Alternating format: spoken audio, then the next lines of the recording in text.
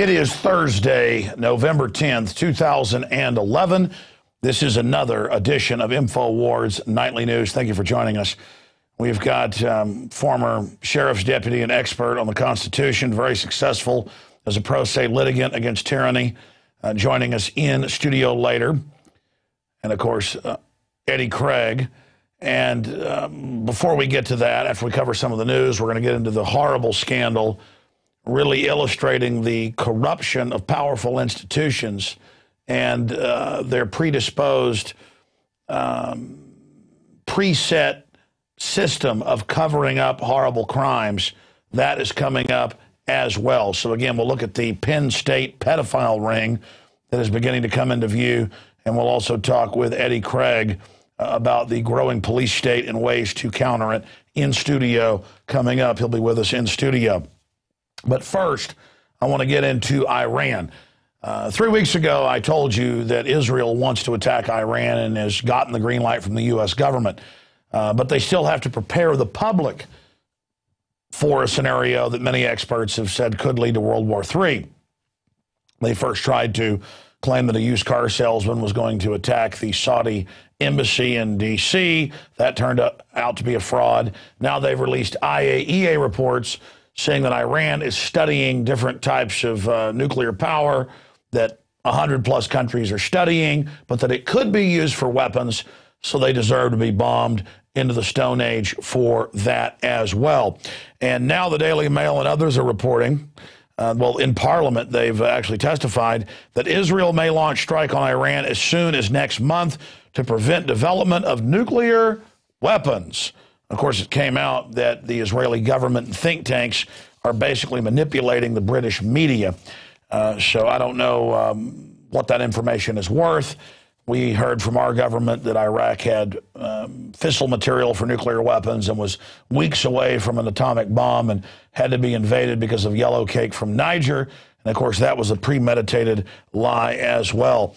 But it's an incredible distraction in Israel for Benjamin Netanyahu, and it's also a great distraction for Obama, both men in trouble with their upcoming re-elections. And the Israeli papers are saying that's why this attack may happen, despite the fact that all the attempts at frame-ups have failed, is because the politicians need it as a good distraction. Also, it's been pointed out that roughly 70% of Persians or Iranians don't like their government, and that attacking, every major political scientist agrees, attacking Iran will only put the mullahs back in a position of popularity and will make the public unify around their leaders. So this is bad at every level for the people, but it's good for the establishment. It's good for thugs in Iran and thugs here in the United States, England, and Israel. Continuing, getting into economic news, Eurozone debt crisis is spiraling out of control, but it is under control. I've told you for 4 years this expanding global derivatives crisis is impossible to pay back. It is a black hole that mathematically cannot be paid back. And we don't owe this money. Over 90% of it in the U.S., Iceland, Ireland, England, Greece. Now it's spread to a country with roughly 50 times the debt of Greece. They're reporting Italy. But it's not debt. The banksters, the Madoff, Ken Lay types, have gotten the governments and the finance ministers who were their alumni, work for them, literally, in every case, to sign on to the fraudulent debt. And now, reportedly, Germany and France have begun talks to break up the Eurozone amid fears that Italy will be too big to rescue. Of course, they already got their $1.4 trillion, which is leveraged to $5 trillion for the private banksters, and are just creating a mega IMF World Bank system to now bankrupt and suck out the sustenance and the substance and the exsanguination of the individual countries, and the Vatican's calling for world government and global currencies. But if you talk about it, the ADL comes out and says you're evil. Oh, look, the Vatican calls for world government. Shut up, that's code for racism. But I don't want to be under a world government. North American Union documents, they're merging us. Shut up, it doesn't exist. couple years ago, hey, the government's shipping guns into Mexico. Shut up. I don't care if it's federal documents. Now it's big national news, and they'll probably give CBS a Pulitzer Prize for it when we broke it 6 years ago and then again 2 years ago. But whatever. They're legends in their own minds more and more.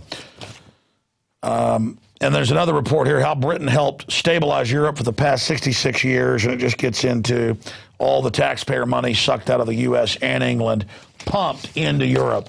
And enough is enough. I mean, Ron Paul wants to shut down our bases. Why do we have bases in Germany? Why do we have bases in all these other European countries? And then our military, quote, protects them. I'm tired of paying for it. You're talking about $1 trillion a year right there. Shut the bases down. This country has nuclear weapons. No one's messing with us unless our own system attacks us as a pretext to get us all hyped up like a swarm of bees to go out and attack their enemy. Our country doesn't exist anymore. It's been taken over by corporate fraudsters, but it was done through fraud. So as soon as we wake up to it, just like the Europeans are, the nightmare ends. As soon as you wake up to the fact it's a fraud and that it's a scam, you don't have to be under their authority anymore. It's universal law. God-given rights, whatever you want to call it, organic law. I'm not your slave. I don't have to pay taxes for derivatives that banksters created. Now, continuing with some very interesting news, Natural News reports, and they have links to all the mainstream articles on this, Baxter, the same company that produced deadly vaccines that killed ferrets in the test, the same company that unleashed tainted avian flu vaccines has recalled 300,000 flu vaccines for serious adverse reactions. And, you know, I see these recalls every few months by big companies, but then I see national news going, there's conspiracy theorists that say there's been recalls and health problems, on and on and on with this bull. And then I've got all the Canadian and British studies and European studies that show that 3 years ago, the H1N1 shot doubled your chances of getting the next year's flu. It actually destroys your immune system. And then they admitted that, 1.6% of the time do they actually predict the next year's flu with the shot? I mean, this is beyond worthless. You notice cancer rates have basically tripled in the last 30 years in the United States. We have the highest rate of every cancer you can list. And then every other country, according to how many vaccines they take, is right in line. And the more GMO you've got, the more pesticide you've got, the more cancer you have. I mean, cancer is like getting a cold now. Alzheimer's is connected. Just search the term, Alzheimer's connected to shots. If a senior's had 3 or more flu shots within a decade, it doubles their chances of Alzheimer's. Hell, even the BBC admits that. And by the way, that's on all the inserts. But the nightly news never tells you because half their sponsors are Big Pharma. So that's an interesting report. Continuing, there's an article at INFOWARS.com. Gardasil victims take legal action against Merck over miscarriage and deadly reactions, including deaths. But they knew they had a deadly vaccine 4 years ago in the trials. After the deaths in the trials and all the adverse reactions and the Guillain-Barré and the narcolepsy and the rest of it, and remember, 2% of adverse reactions get reported. Look at that number. It's massively bigger than that, and that's huge. They then went to Rick Perry, the one political whore they could find, because if a state governor says, I'm putting on the list of recommended, he lied and said it was the law. That hoax got exposed. Then that triggers federal vaccine protection of liability, and then the government has to secretly, in the vaccine damage fund, pay it out to the families. They don't let it go to court because the federal courts have been turned into a joke, but still, so you don't go postal on them, they quietly just pay out taxpayer money. God, billions a year here. Oh, sorry, your kid's dead. Oh, sorry, the brain damage here. Here's just cash, cash, cash, cash, cash. So the vaccine makers go, this stuff's killing people. Well, we'll just have government recommend it, and then that kicks in, because it's mandated, that kicks in vaccine protection. So it's a wonderful scam. But people are now suing over this. Unfortunately, because Perry triggered government mandate, it'll now give them vaccine protection, and taxpayers will pay for all the dead and maimed children, and all the dead babies, and all the miscarriages, and all the other relish that the globalists enjoy. I mean, this is all part of their sacrament. But it's okay. I have a little thing I want to show you here. We get this type of stuff in the mail all the time. And driving around town, I just see signs everywhere saying, get your flu shot. I mean, I've gone to get a prescription for one of my children who had an eye infection. The woman wouldn't shut up about how I needed a flu shot, and we'll come to your office and give you shots. We got flu shot parties. And I said to the pharmacist or pharmacist assistants, I said, you got a computer over there? I said, type in flu shot vaccine doubles your chances of getting the next year's flu. It lowers your immunity. Or you know, you're a pharmacist assistant. Have you read the insert? I mean, I don't want narcolepsy. I just, you know, plus it doesn't ever really protect you. They never guess the right flu. I mean, I believe in inoculation. I know it's a real science, 400 years old, but it always causes its own set of problems. And I go, are you aware that polio programs worldwide have caused more polio than actually would have naturally occurred? I type in children given polio from the shots. They just go, oh, sir, move on, move on. And then shut up and give me the damn eye drop antibiotic, okay? I don't need to be lectured by you, a dumbass. Okay, I live the real documents. Sorry.